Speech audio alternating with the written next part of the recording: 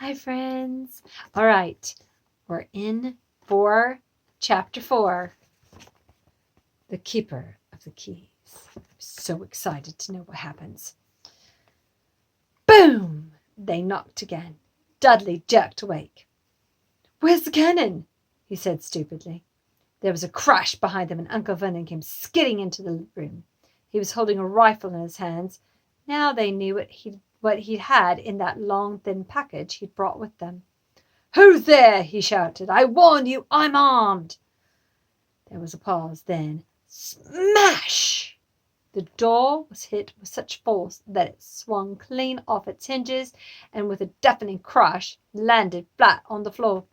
A giant man was standing in the doorway, his face almost completely hidden by a long, shaggy mane of hair and a wild, tangled beard. But you could make out his eyes glinting like black beetles under all that hair. The giant squeezed his way into the hut, stooping so that his head just brushed the ceiling. He bent down, picked up the door, and fixed it easily back into its frame. The noise of the storm outside dropped a little. He turned to look at them all. Couldn't make us a cup of tea, could ya?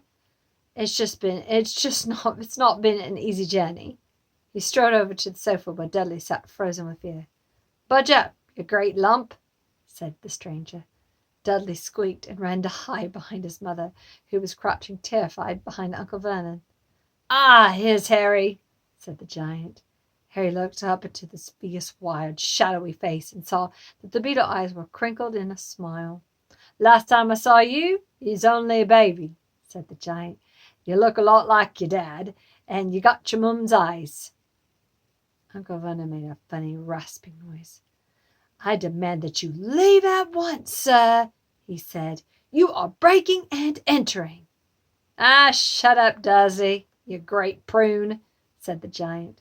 He reached over the back of the sofa, jerked the gun out of Uncle Vernon's hands, bent it into a knot as easily as if it had been made of rubber, and threw it into the corner of the room.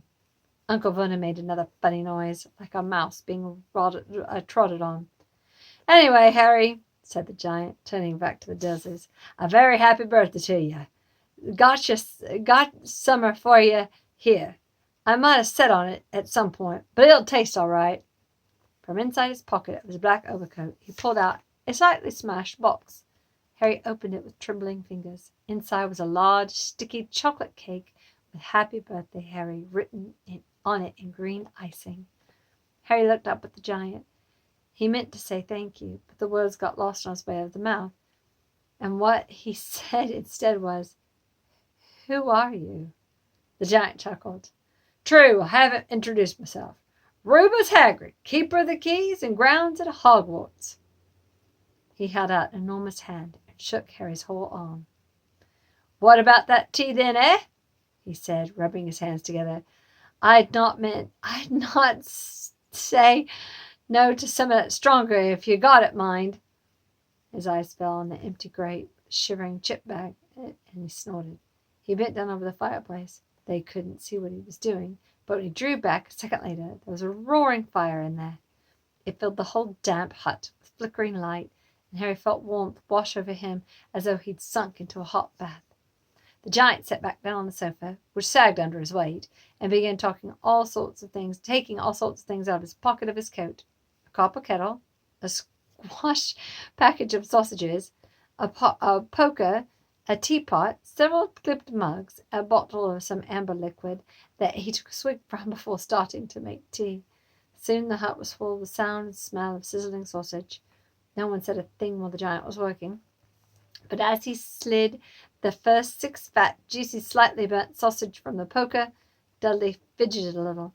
Uncle Vernon said sharply, Don't touch anything he gives you, Dudley. The giant chuckled darkly. Your great puddin' of a son doesn't even fatten any more, Dudley. Don't worry. He passed the sausages to Harry, who was so hungry he had never tasted anything so wonderful, but he still couldn't take his eyes off the giant. Finally, as no one seemed about to explain anything, he said, I'm sorry, but I still really don't know who you are. The giant took a gulp of tea and wiped his mouth with the back of his hand. Call me Hagrid, he said. Everyone does. And, like I told you, I'm keeper of the keys at Hogwarts. Y'all know all about Hogwarts, of course.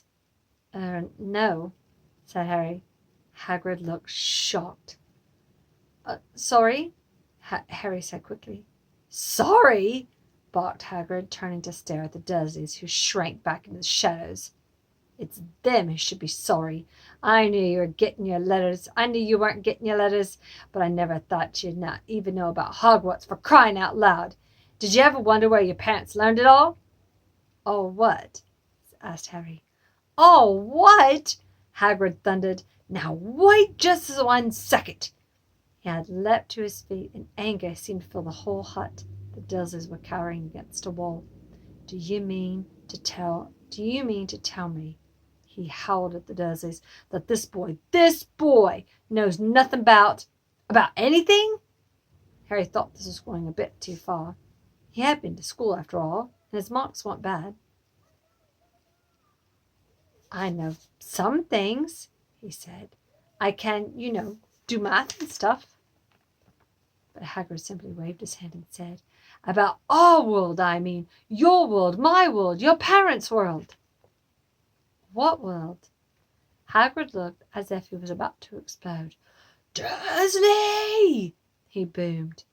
Uncle Vernon, who had gone very pale, whispered something sounded like Mimble Wimble. Hagrid stared wildly at Harry.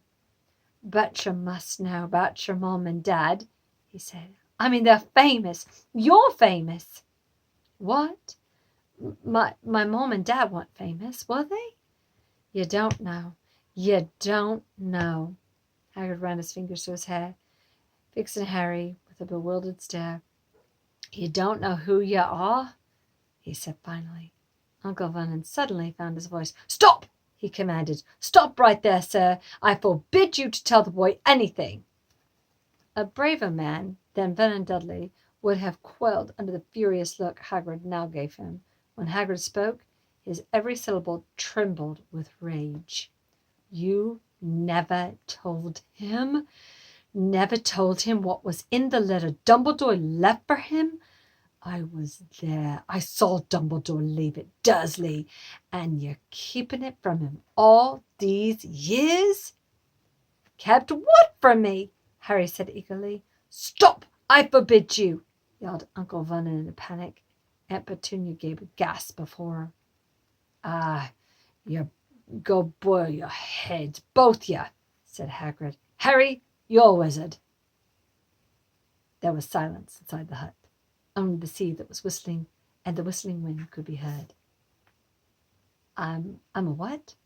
Gasped Harry. A wizard, of course, said Hagrid, sitting back down on the sofa, which groaned and sank even lower. And a thumping good one, I'd say, once you've been trained up a bit. With a mom and dad like yours, what else could you be? And I reckon it's about time you read your letter. Harry stretched out his hand at last to take a yellowish envelope addressed in emerald green to Mr. H. Potter, the floor, hut on the rock, the sea. He pulled out the letter and read, Hogwarts School of Witchcraft and Wizardry. Headmaster, Albus Dumbledore. Order of the Merlin, First Class, Grand Sorcerer, Chief Warlock, Supreme Mugwump, International Confederacy of Wizards. Dear Mr. Potter, we are pleased to inform you that you have been accepted at Hogwarts School of Witchcraft and Wizardry. Please find the enclosed list of all necessary books and equipment. Term begins on September 1st. We await your owl by no later than July 31st. Sincerely, Minerva McGonagall, Deputy Headmistress. And there is Harry's letter. How exciting!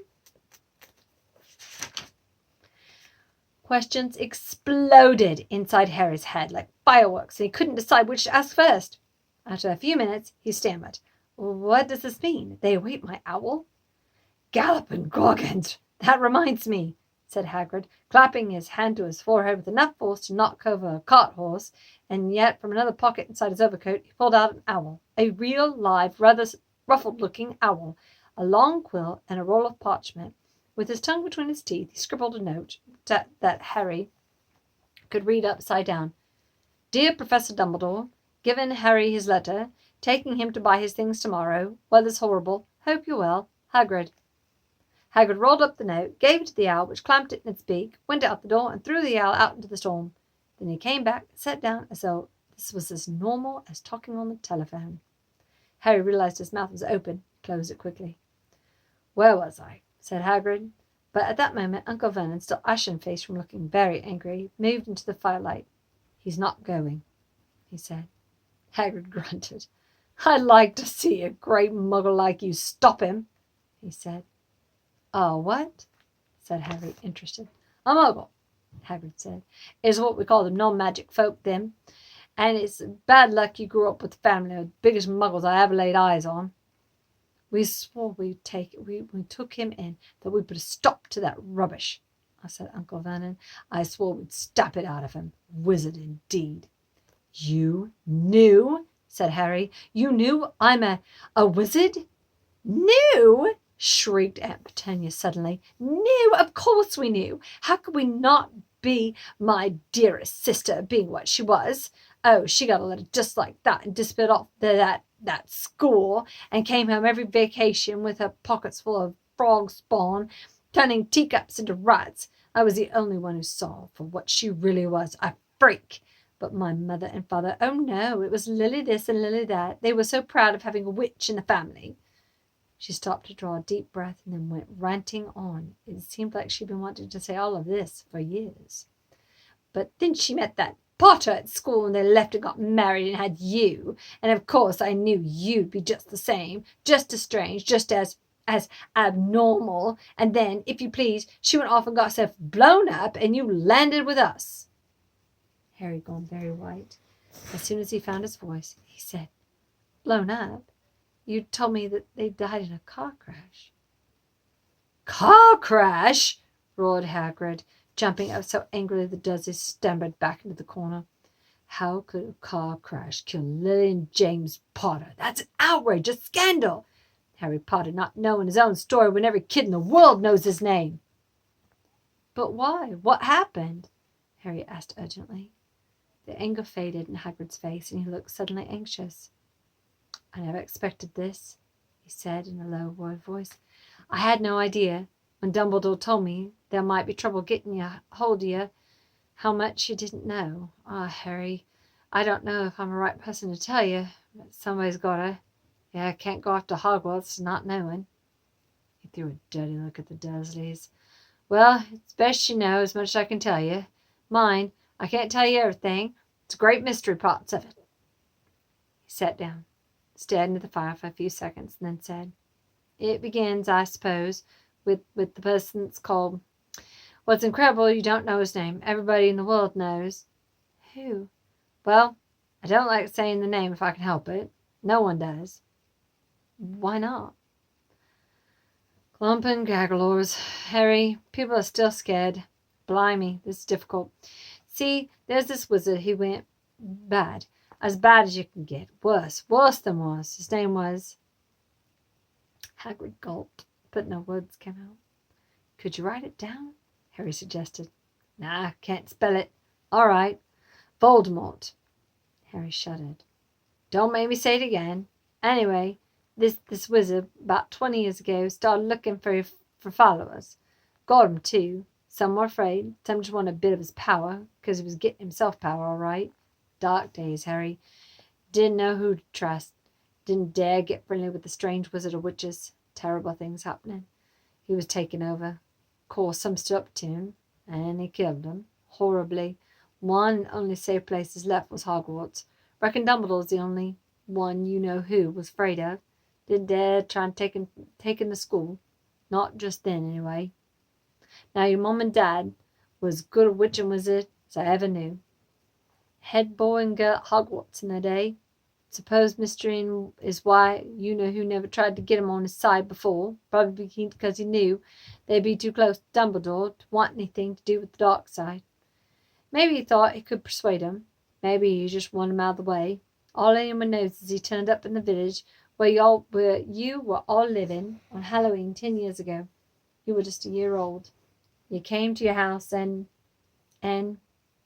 Hagrid suddenly pulled out a very dirty spotted handkerchief and blew his nose with the sound of a foghorn. "Sorry, but it's just that sad.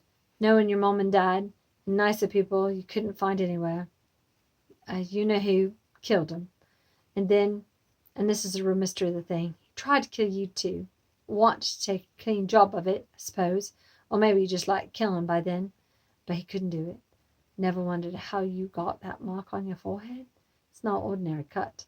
That's what you got when a powerful evil curse touches you. Took care of your mum and dad and your house even, but it didn't work on you. And that's why you're famous, Harry. No one ever lived after he decided to kill them. No one except for you. And he killed some of the best witches and wizards of the age. The McKinnons, the Bones, the Pewits. And you're the only baby. And you were only a baby. And you lived. Something very powerful was going on in Harry's mind. As Hagrid's story came to a close, he again saw the blinding flash of green light more clearly than he ever remembered it before. And he remembered something else for the first time in his life. A high, cold, cruel laugh. Hagrid was watching him sadly. Took you for the ruined house myself, on Dumbledore's orders. Brought you to this lot. Load of old tosh, said Uncle Vernon. Harry jumped. He'd almost forgotten the Dursleys were there. Uncle Vernon certainly seemed to have gotten back his courage. He was glaring at Hagrid with his fists clenched. Now, you listen here, boy, he snarled. I accept something strange about you. Probably nothing a good beating wouldn't have cured. But as far as this thing about your parents, well, they were weirdos, no denying it. And the world's better off without them in it, in my opinion. Asked for all they got. Get mixed up with all those wizardling types, just as I'd expected. Always knew they'd come to a sticky end. But at that moment, Hagrid leapt from the sofa and drew a battered pink umbrella from inside his coat. Pointing at Uncle Vernon like a sword, he said, I'm warning you, Dursley. I'm warning you one more word. In danger of being speared on the end of an umbrella by a bearded giant, Uncle Vernon's courage failed again. He flattened himself against the wall and fell silent.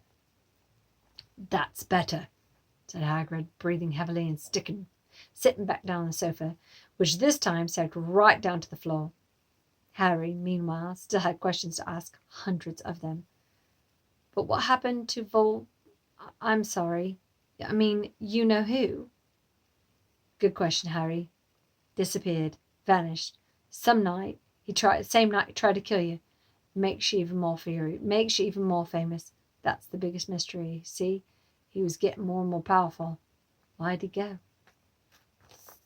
All right, friends, I'm going to have to stop there because I'm about to run out of battery juice and I didn't realize I was so low. I love you guys and I will read more tomorrow. Okay, bye!